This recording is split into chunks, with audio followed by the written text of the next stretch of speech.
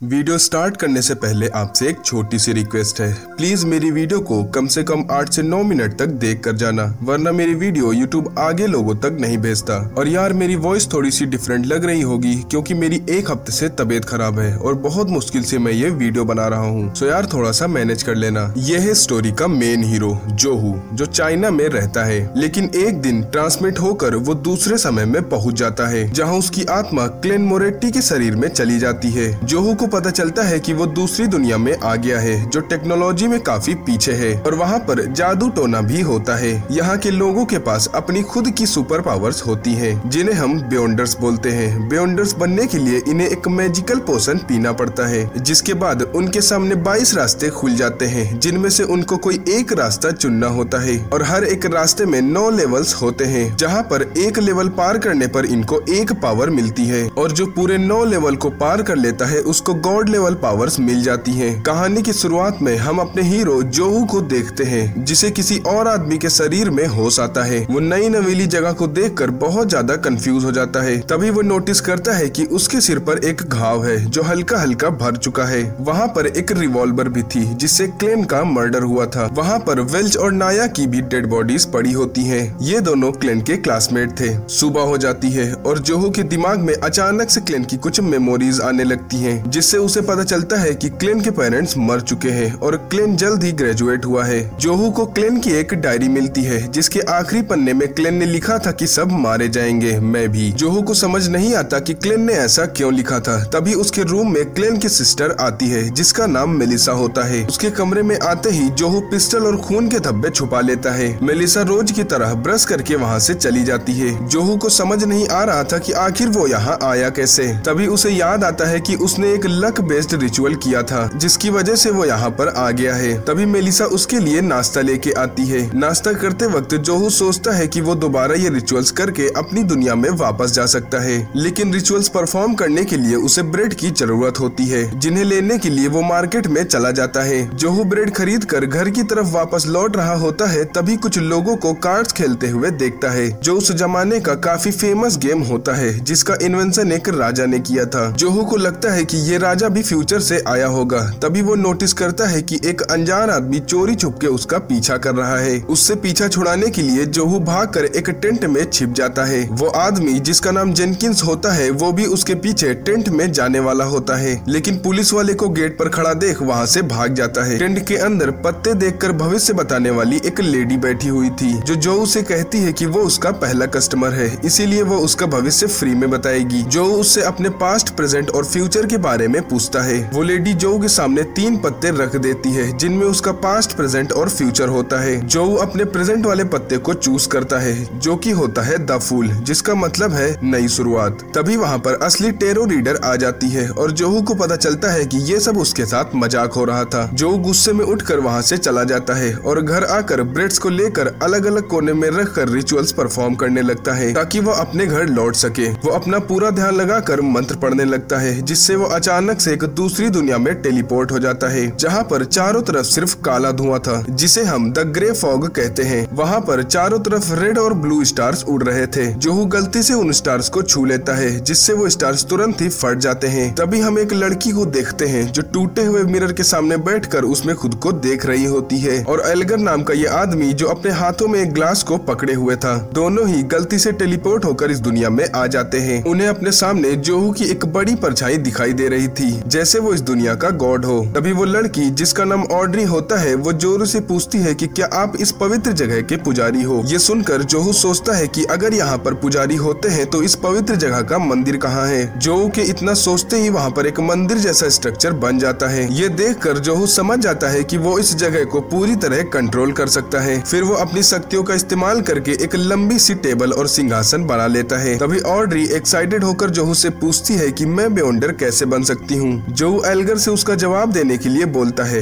Elgar उसे बताता है कि ऑड्री को बेयोंडर बनने के लिए एवरनाइट गॉडेस या लॉर्ड ऑफ स्टॉर्म के चर्च को ज्वाइन करना होगा। ये रास्ता ऑड्री को थोड़ा मुश्किल लगता है। वो एल्गर से दूसरे रास्ते के बारे में पूछती है, जिसका जवाब देते हुए एल्गर उसे बताता है कि उसके पास सीक्वेंस 9 के 2 पोशन रखे हुए हैं, जिन्हें पीकर वो बेयोंडर बन सकती है। उनकी बातें सुनकर जोहू समझ जाता है कि वो सब मैजिकल पावर्स की बात कर रहे हैं। तभी ऑड्री जोहू से बताती है कि मैंने एल्गर के साथ एक डील करी है जिसमें एल्गर मुझे एक पोशन देगा जिसे पीकर मैं बेयोंडर बन सकती हूँ और बदले में मैं एल्गर को उसके काम की कुछ चीजें दूंगी। ये सुनकर जो सोचता है कि अगर मैं फ्यूचर में ऐसे ही और मीटिंग्स प्लान कर दूं तो शायद एक दिन मुझे अपनी दुनिया में वापस जाने का रास्ता मिल जाए। जोहू उनसे बताता है कि आज से हम हर मंडे 3 बजे यहाँ पर मीटिंग किया करेंगे ताकि हम एक दूसरे की मदद कर सकें। तभी जोहू जिस कमरे में रिचुअल्स परफॉर्म कर रहा था उस कमरे का दरवाजा कोई पीटने लगता है जिससे जोहू का कंट्रोल उस दुनिया से हटने लगता है, जिसकी वजह से वो जल्दी से मीटिंग खत्म करके अपने कमरे में लौट आता है। जोहू देखता है कि उसके दरवाजे पर एक पुलिस वाला खड़ा है। ये वही पुलिस वाला होता है जिसने अजनबी से जोहू की जान बचाई थी। इसका नाम लियोनार्ड है जो वेल्च और नाया के केस के सिलसिले में यहाँ आया है। जोहू जल्दी से क्लेन की रिवॉल्वर और डायरी को छुपा देता है ताकि पुलिस वाले उस पर शक न करें। हालांकि इसका कोई भी फायदा नहीं होता। लियोनार्ड तुरंत ही उस डायरी को ढूंढ लेता है और पूछता है कि तुमने ये आखिरी पन्ने पर क्या लिखा है। जोहू को कुछ भी समझ नहीं आ रहा था कि वो इनसे क्या बोले। वो साफ साफ कह देता है कि मेरी याददाश्त चली गई है, मुझे कुछ भी याद नहीं। ये सुनकर लियोनार्ड उसे कहता है कि हम तुम्हें साइकिक के पास लेकर चलेंगे जो तुम्हारी याददाश्त वापस ले आएगी। ये सुनकर जोहू को टेंशन होने लगती है कि अगर साइकिक मेरी मेमोरीज में झांकेगी तो उसे सब पता चल जाएगा कि मैं इस दुनिया का नहीं हूँ। लियोनार्ड जोहू को वहाँ से ले जाने लगता है। तभी जोहू उसकी कैद से भागकर गली में छिप जाता है। तभी जोहू देखता है कि अचानक से आसपास की चीजें हवा में उड़ने लगी हैं। वो समझ जाता है कि ये सब जरूर से कोई बेयोंडर कर रहा है। उससे बचने के लिए जोहू एक घोड़ा गाड़ी में बैठकर वहाँ से भागने लगता है। थोड़ा आगे जाकर वो देखता है कि अब उसका पीछा कोई भी नहीं कर रहा। वो तुरंत गाड़ी रोकने को कहता है लेकिन आगे से जवाब आता है कि मैं तो तुम्हें वेल्च के घर ले चल रहा था।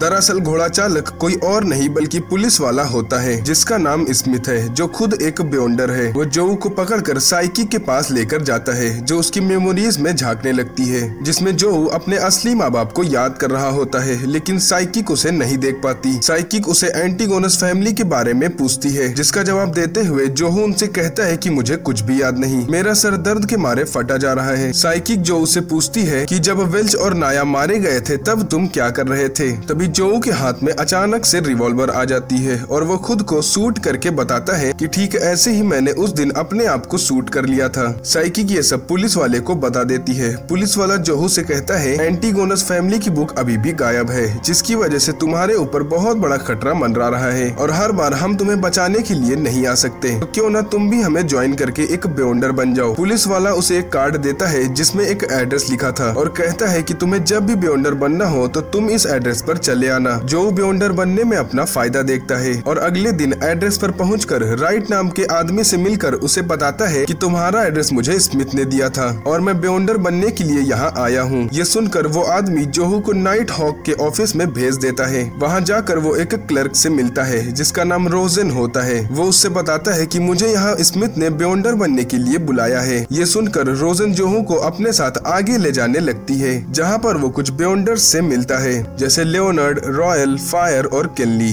फिर जोहू चाइनीज गेट के पास पहुँच जाता है जिसके साइड वाले कमरे में स्मिथ बैठता है। स्मिथ जोहू को एक कॉन्ट्रैक्ट साइन करने को बोलता है जिस पर लिखा था स्पेशल ऑपरेशन डिपार्टमेंट। ये देखकर जोहू उससे पूछता है क्या आप कोई सिक्योरिटी कंपनी में काम करते हैं, जिसका जवाब देते हुए स्मिथ उससे बताता है कि असल में वो लोग चर्च ऑफ एवरनाइट गॉडेस के लिए काम करते हैं। जब भी कोई सुपरनेचुरल क्राइम होता है तो ये लोग उसे सॉल्व करने के लिए जाते हैं। इन लोगों को नाइट वॉक बोला जाता है। स्मिथ जोहू को एक कमरे में ले जाता है जहाँ पर बहुत सारे लोगों के नाम लिखे हुए थे। स्मिथ बताता है कि ये सब लोग नाइट हॉक में काम करते थे पर एक दिन इन्होंने अपने ऊपर से कंट्रोल खो दिया जिसकी वजह से ये सब लोग मारे गए। स्मिथ जोहू से मिथ ऑफ क्रिएशन के बारे में पूछता है जिसका जवाब देते हुए जोहू बताता है कि सबसे पहले ईश्वर यानी क्रिएटर ने जन्म लिया जिनसे रोशनी की पहली किरण बनी और फिर पूरे संसार का निर्माण किया। उसकी एक आंख सूरज बनी और दूसरी आंख मून और उसके शरीर से धरती और तारों का निर्माण हुआ। इसके बाद स्मिथ उसे बताता है कि इंसान कुछ रहस्यमय इंग्रेडिएंट्स को मिलाकर पोषण बनाता है जिन्हें पीने से हम पाथवेज की पावर को हासिल कर सकते हैं। स्मिथ जोहू से कहता है कि हमारे पास सीक्वेंस 9 के 4 पोषण रखे हैं जिसमें से पहले पोषण का नाम है स्लीपलेस जो कि पाथवे ऑफ डार्कनेस का पोषण है। दूसरे पोषण का नाम है कॉप्स कलेक्टर जो कि डेथ पाथवे का पोषण है। तीसरे का नाम है मिस्ट्री पायर जो कि हार्मेट पाथवे का पोषण है और लास्ट पोषण है सीर जो कि फूल ऑफ पाथवे का पोषण है। अगर जो शुरुआत के 2 पोषण को चुनता है तो उसे लड़ाई झगड़े की पावर्स मिलेगी। इसके बाद स्मिथ उसे ओल्ड नील से मिलने भेज देता है जो जोहू को पाथवे चूज करने में हेल्प करेगा। जोहू ओल्ड नील के कमरे में पहुंच पहुंच जाता है। ओल्ड नील खुद एक सीक्वेंस 9 का बियॉन्डर है। नील काम करते वक्त उसे बताता है कि उसके पास एम्परर रोजेल की एक डायरी है जिसमें ऐसी भाषा लिखी है कि आजकल के लोग उसे समझ ही नहीं सकते। जो देखता है कि उन पन्नों में चाइनीज लिखी है जिसे वो आसानी से पढ़ सकता है क्योंकि वह खुद चाइना से आया है। वो पढ़ता है कि रोजेल ने उसमें अपनी लाइफ स्टाइल के बारे में लिखा था। जो आगे के पन्नों को पढ़ता है जिसमें रोजेल ने लिखा था कि उससे पाथवे चूज करने में बहुत बड़ी गलती हो गई। मुझे अप्रेंटिस, सीर या राउंडर में से कोई एक सा पाथवे चुनना चाहिए था